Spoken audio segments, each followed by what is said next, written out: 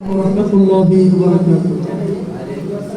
بسم الله والحمد لله والصلاة والسلام على أشرف رسول الله وعلى آله وصحبه أجمعين.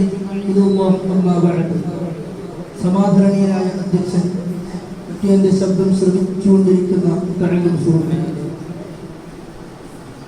നമുക്കറിയാം ഈ ആധുനിക കാലഘട്ടത്തിൽ ലഹരിക്കടിമപ്പെട്ടുകൊണ്ടിരിക്കുന്ന യുവജനങ്ങൾ സ്കൂളിന്റെ അകക്കാട്ടുകളിലേക്കും കോളേജ് ക്യാമ്പസിന്റെ അകത്തളത്തിലേക്കും വരെ ഈ ലഹരി ഉൽപ്പന്നങ്ങൾ എത്തിക്കുന്നു എന്നതാണ് സ്വന്തം മക്കൾക്ക് പോലും സ്വന്തം മാതാപിതാക്കളെയും സ്വന്തം ജ്യേഷ്ഠ സഹോദരങ്ങളെ പോലും സഹോദരിയെ പോലും തിരിച്ചറിയാത്ത കാലഘട്ടത്തിലൂടെയാണ് നാം ജീവിച്ചുകൊണ്ടിരിക്കുന്നത്. ഇവിടെയാണ് കടന്നു വരുന്നത്. ആരാണ്?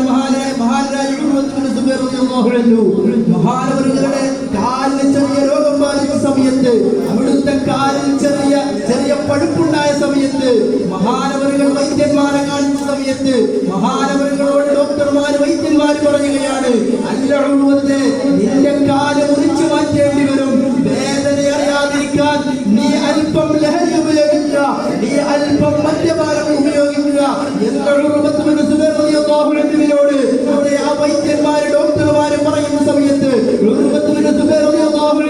അതെ അവിടുന്ന് പറയുന്ന മറുപടിയുണ്ട്, എന്റെ കാല് നിങ്ങൾ മുറിച്ചോളൂ എന്ന് വൈദ്യന്മാരുടെ മുമ്പിലേക്ക് കാലകാൽ എത്തിപ്പെടുന്നിട്ട് വൈദ്യന്മാരോട് പറയുകയാണ്, എന്റെ കാല് നിങ്ങൾ മുറിച്ചോളൂ, ഞാൻ എന്റെ റബ്ബിലേക്ക് ദിക്റ് ചൊല്ലും, ഞാൻ എന്റെ റബ്ബിലേക്ക് സ്വലാത്ത് ചൊല്ലും, ഞാൻ എന്റെ റബ്ബിലേക്ക് ഖൽബ് തിരിച്ച് സമാധാനം തേടും. അലാ ബിദിക്രില്ലാഹി തത്മഇന്നുൽ ഖുലൂബ്, അതെ ഞാൻ എന്റെ റബ്ബിലേക്ക് ഖൽബ് തിരിച്ച് സമാധാനം തേടും എന്ന് പറഞ്ഞിട്ട് മഹാനവരുകൾ കാലങ്ങൾ നീട്ടിക്കൊടുക്കുന്നു.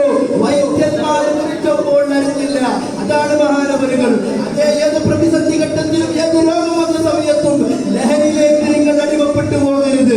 അതേ അല്ലാഹു തന്റെ പരിശുദ്ധ കലാമിലൂടെ പറയുകയാണ്, യാ അയ്യുഹല്ലദീന ആമനൂ ഇന്നമൽ ഖംറു വൽ മൈസിറു വൽ അൻസാബു വൽ അസ്ലാമു റിജ്സും മിൻ അമലി ശൈത്താൻ ഫജ്തനിബൂഹു. നിങ്ങൾ ആ ശൈത്താന്റെ കുതന്ത്രങ്ങൾ മുഴുവനും മദ്യപാനവും ലഹരിയും എല്ലാം നിങ്ങൾ കൈയൊഴിയണേ എന്നാണ് അവർ പരിശുദ്ധ കലാമിലൂടെ അല്ലാഹു നമ്മോട് ഉണർത്തുന്നത്.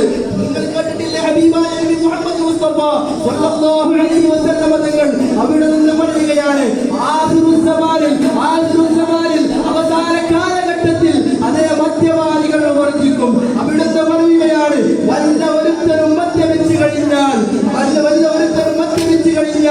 അവൻ തീരത്തുൽ ഖബാല് കുടിക്കേണ്ടി വരും. സഹാബത്ത് ചോദിച്ചില്ലേ, തീരത്തുൽ ഖബാല് യാ റസൂലല്ലാഹ് എന്നവിടുന്ന് ചോദിച്ച സമയത്ത് അവിടുന്ന് പറയുകയാണ്, അറഖു അഹ്ലിന്നാർ ഔ ഉസാറത്തു അഹ്ലിന്നാർ, മദ്യപിക്കുന്നവൻ നരകക്കാരന്റെ ചരം കുടിക്കേണ്ടി വരും, മദ്യപിക്കുന്നവൻ നരകക്കാരന്റെ ചരം കുടിക്കേണ്ടി വരും എന്ന് ലോകത്തോട് ഉറക്കെ പ്രഖ്യാപിച്ച ലോകത്തിന്റെ നേതാവ് നബി മുഹമ്മദ് മുസ്തഫ സ്വല്ലല്ലാഹു അലൈഹി വസല്ലം തങ്ങളുടെ അനുയായികളാണ് നമ്മൾ. അതുകൊണ്ട് എന്റെ മുഅ്മിനീങ്ങളെ അതേ നാം ഓരോരുത്തരും അതേ തീരുമാനമെടുക്കേണ്ടതുണ്ട്.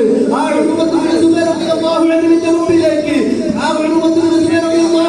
മുമ്പിലേക്ക് മദ്യം നീട്ടിയ സമയത്ത് പോലും അതുപോലെ ഹബീബായ നബി മുഹമ്മദ് മുസ്തഫ സ്വല്ലല്ലാഹു അലൈഹി വസല്ലം തങ്ങൾ പറഞ്ഞില്ലേ, അറഖു അഹ്ലിന്നാർ ഔ ഉസാറത്തു അഹ്ലിന്നാർ, മദ്യപാനികൾ നരകക്കാരന്റെ ചരം കുടിക്കേണ്ടി വരും.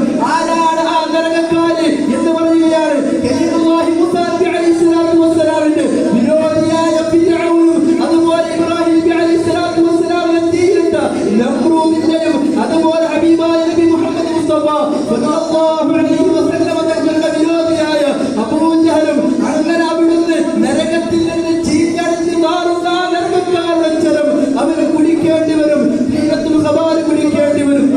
അത്തരക്കാര് അതേ തീരത്തുൽ ഖബാല് കുടിക്കേണ്ടി വരും എന്നാണ് ലോകത്തിന്റെ നേതാവ് നബി മുഹമ്മദ് മുസ്തഫ സ്വല്ലല്ലാഹു അലൈഹി വസല്ലം തങ്ങൾ പറഞ്ഞത്. നാം ചിന്തിക്കേണ്ടതുണ്ട്. നാം ഒരിക്കലും മദ്യപാനികളാകാതെ നാം നമ്മുടെ